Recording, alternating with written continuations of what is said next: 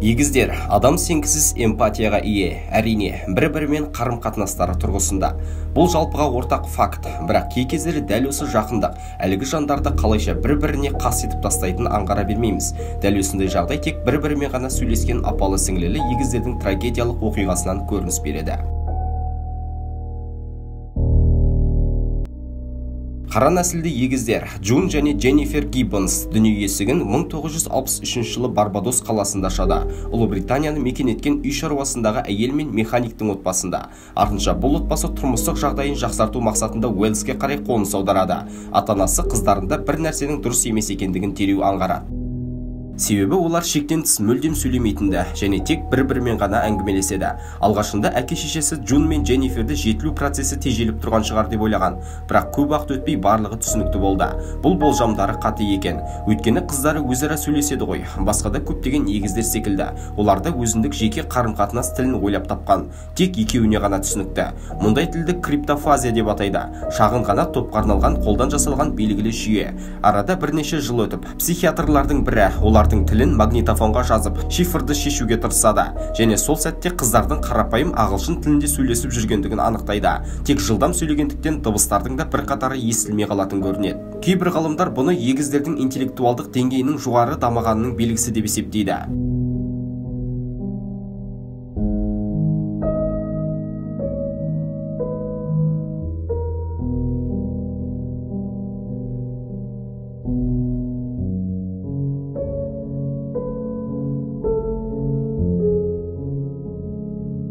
Қыздар дүниеге келгеннен кейін отбасымен Уэльске көшеді. Құрдастардың арасында жалғыз қара нәсілді болғандықтан, олардың тарапынан кемсіту, қорлауға жиі ұшырайтын. Осыдан кейін олар сыртқы ортадан бұрынғысынан да оқшаулана түсті.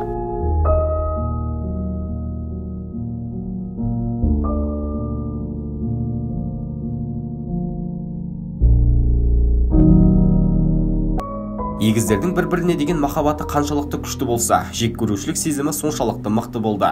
Джун өзінің күнделігінде әпкесін алып көлеңке секілді әлемді менен оқшаулады деп жазған. Дженнифер де екеуінің арасында тұншықтыратын қарым-қатынас орнаған жазған.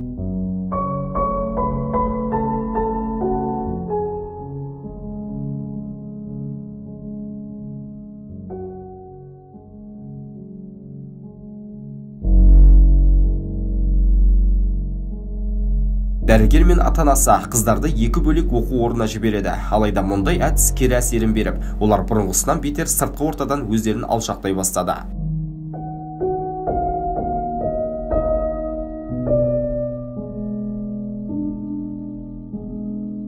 Қыздар қайта қауышқаннан кейін романдар мен әңгімелер жаза бастайды. Алайда олардың жазбалары зорлық-зомбылық, қатыгездік туралы болған. Баспаханалар мен бақ өкілдері егіздердің жазбаларын шығарудан бас тартты. Осыдан кейін әпкелі-сіңлілі адамдарға шабуыл жасап, ұрлыққа барады. Қыздардың психологиялық жағдайын тексеру барысында оларда психикалық ауытқулар бар екендігі анықталған. Егіздерді психиатриялық ауруханаға жатқызады. 11 жыл өмірін қыздар сонда өткізді.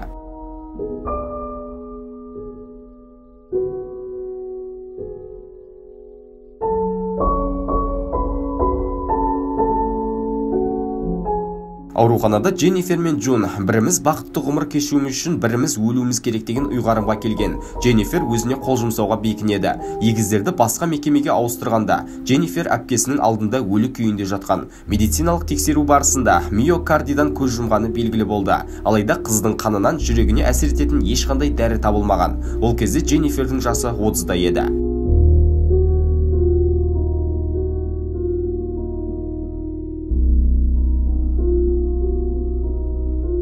Қазір Джун Гиббс ата-анасының үйінде тұрады. Оның жасы 53-те және ол әлеуметтік ортаға бейімделген. Десек те, оны барлығы түсіне бермейді.